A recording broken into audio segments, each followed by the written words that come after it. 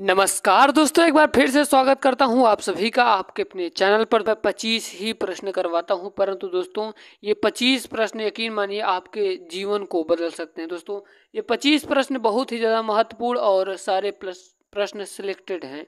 तो दोस्तों चलिए आज की भी वीडियो को हम लोग शुरू करते हैं। और अभी तक आप लोगों ने टेलीग्राम नहीं ज्वाइन किया है तो जाके ज्वाइन कर लीजिए, क्योंकि पेपर तक आपको पूरा फायदा मिलता रहेगा। उससे पीडीएफ मिलेगा और इम्पॉर्टेंट क्वेश्चन बताए जाएंगे और आपको नोट्स भी दिया जाएगा उसके साथ। चलिए दोस्तों वीडियो को शुरू करते हैं। आपका पहला प्रश्न है, और दोस्तों आप लोगों से एक रिक्वेस्ट है, आप लोग शेयर नहीं करते तो दोस्तों आपसे यही विनती है कि आप लोग शेयर जरूर करिए वीडियो को, क्योंकि दोस्तों इतना बेहतरीन कंटेंट आपको दिया जा रहा है कि यकीन मानिए दोस्तों, अगर जो विद्यार्थी कंटिन्यू लगा रहेगा यकीन मानिए आपको इतना कुछ दे दिया जाएगा आपके पेपर तक कि आपका सिलेक्शन हो जाएगा। चलिए दोस्तों वीडियो को शुरू करते हैं। पहला प्रश्न है कि भारत की सबसे बड़ी जनजाति कौन सी है? तो दोस्तों याद रखिएगा, भारत की जो सबसे बड़ी जनजाति है वो है गोंड की जनजाति। गोंडा कहाँ भैया है? ये है सबसे ज़्यादा मध्य प्रदेश में।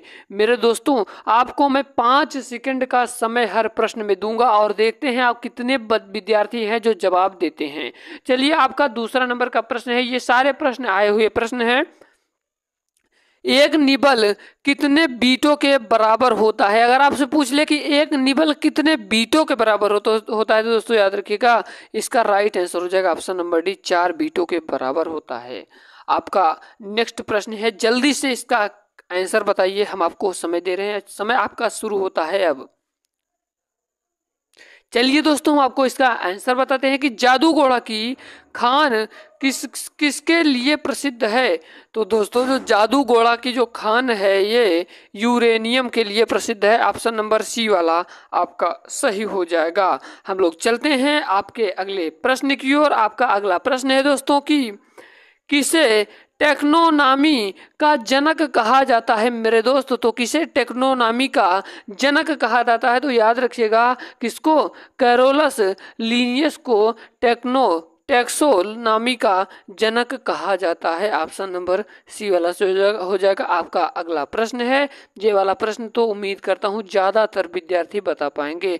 भारतीय क्रिकेट कंट्रोल बोर्ड यानी कि बीसीसीआई का मुख्यालय कहाँ पर स्थित है? अगर ये प्रश्न पूछ ले तो भारतीय क्रिकेट कंट्रोल बोर्ड यानी कि बीसीसीआई का मुख्यालय कहाँ स्थित है? तो मुंबई में स्थित है। अगर पूछ लिया स्थापना कब की गई थी तो मेरे दोस्त 1928 ईस्वी में स्थापना की गई थी। ठीक है, हम लोग चलते हैं अपने अगले प्रश्न की ओर।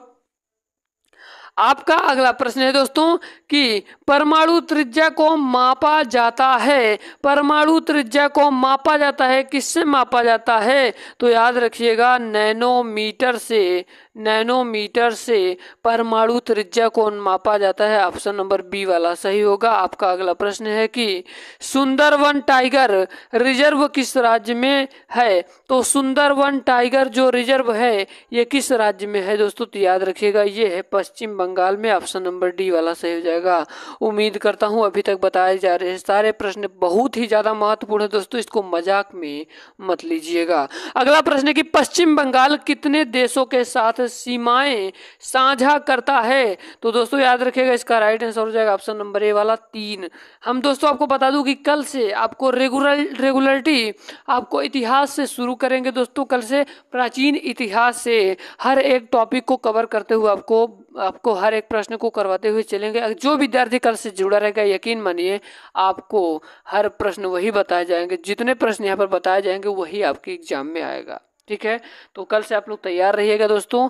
आज प्रैक्टिस कर लेते हैं पूरे जीएसजी की दोस्तों, और कल से करेंगे इतिहास से शुरू करेंगे और तब तक इतिहास चलेगा जब तक खत्म नहीं हो जाएगा। फिर हम एक एक पॉइंट को आपको कवर करवाते चलेंगे। विश्व का सबसे विशाल आर्द्र भूमि कौन सा है? तो दोस्तों याद रखिएगा इसका राइट आंसर हो जाएगा ऑप्शन नंबर डी वाला पैंटानल है। आपका 10 नंबर का प्रश्न कह रहा है कि किस मुगल साम्राज्य ने गद्दी पर बैठते समय आलमगीर की उपाधि धारण की? तो आलमगीर की उपाधि किसने धारण की मेरे दोस्त? याद रखिएगा इसका राइट आंसर हो जाएगा ऑप्शन नंबर सी वाला औरंगजेब ने आलमगीर की उपाधि धारण की। 11 नंबर का प्रश्न कह रहा है कि अंतरराष्ट्रीय महिला दिवस कब मनाया जाता है?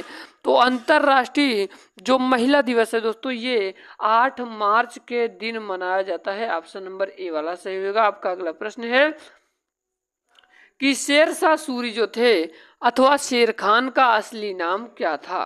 तो दोस्तों ये प्रश्न बहुत बार आ गया है, तो आपको बता दूं फरीद था, ऑप्शन नंबर बी वाला सही होगा। हम लोग चलते हैं अपने अगले प्रश्न की ओर। आपका 13 नंबर का प्रश्न है, कह रहा है कि माल एवं सेवा कर यानी कि जीएसटी परिषद के पहले अध्यक्ष कौन थे। तो दोस्तों याद रखिएगा अरुण जेटली जी थे। क्या थे? माल एवं सेवा कर यानी जीएसटी परिषद के पहले अध्यक्ष अरुण जेटली जी थे। ठीक है, ये बातों को बड़े ध्यान से सुनते चलिए। आपका अगला प्रश्न है कि पादप कोशिका भित्ति किससे बनी होती है। तो दोस्तों पादप कोशिका जो भित्ति है ये सेलुलोज की बनी होती है, सेलुलोज और पेक्टिन की। ऑप्शन नंबर बी वाला आपका सही होगा। हमारा अगला प्रश्न है कि भारत ने अपना पहला परमाणु परीक्षण कहाँ पर किया था। तो दोस्तों याद रखिएगा कहाँ पर? पोखरण में किया था। ऑप्शन नंबर डी वाला सही होगा। आपका अगला प्रश्न है, कह रहा कि राष्ट्रीय विकास परिषद एनडीसी की स्थापना कब की गई। तो दोस्तों याद रखिएगा ये 1952 ईस्वी में की गई थी। ऑप्शन नंबर ए वाला सही होगा। आपका अगला प्रश्न है कि नारियल की छाल का निर्माण किस ऊतक के द्वारा होता है। तो नारियल की छाल का जो निर्माण है ये किस ऊतक के द्वारा ये होता है दोस्तों? स्क्लेरेनकाइमा के द्वारा होता है। ऑप्शन नंबर डी वाला सही होगा। हमारा आज का अगला प्रश्न है, कह रहा है कि पाचन के दौरान पित्त की भूमिका क्या होती है। दोस्तों तो पाचन के दौरान जो पित्त की भूमिका होती है ये वसा को पायसीकरण करता है। ऑप्शन नंबर डी वाला सही होगा। बताए जा रहे सारे प्रश्नों को बार बार कह रहा हूँ, मजाक में मत लीजिएगा क्योंकि यही प्रश्न आपको फंसा देते हैं। भारत का पहला सुपर कंप्यूटर किसे माना जाता है। तो भारत का पहला सुपर कंप्यूटर परम 8000 को माना जाता है।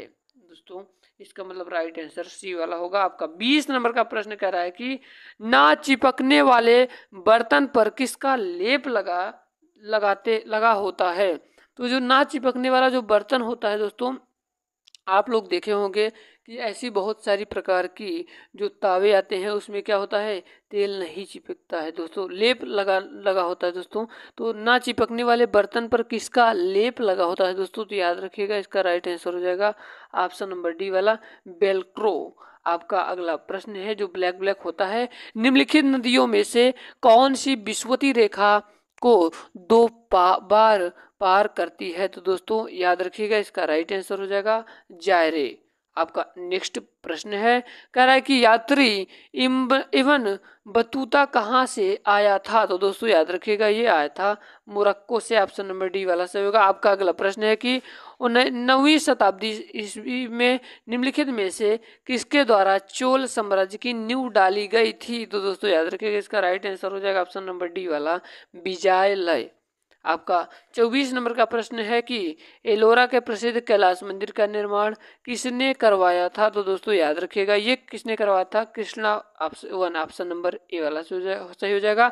आज का आपका लास्ट प्रश्न है दोस्तों, आज का आपका लास्ट प्रश्न, निम्नलिखित में से गोल्डन मैन पुरस्कार किससे संबंधित है। तो दोस्तों याद रखिएगा ये पर्यावरण से संबंधित है। उम्मीद करता हूँ आज की वीडियो पसंद आए। अगर वीडियो पसंद आए तो दबा के शेयर करिएगा, और वीडियो पर नया है तो वीडियो को लाइक करना, चैनल पर नया तो जरूर सब्सक्राइब करना, और टेलीग्राम जाकर आप लोग जरूर ज्वाइन करिए। मिलते किसी नए वीडियो में, तब तक के लिए जय हिंद, वंदे मातरम, मेरा भारत महान।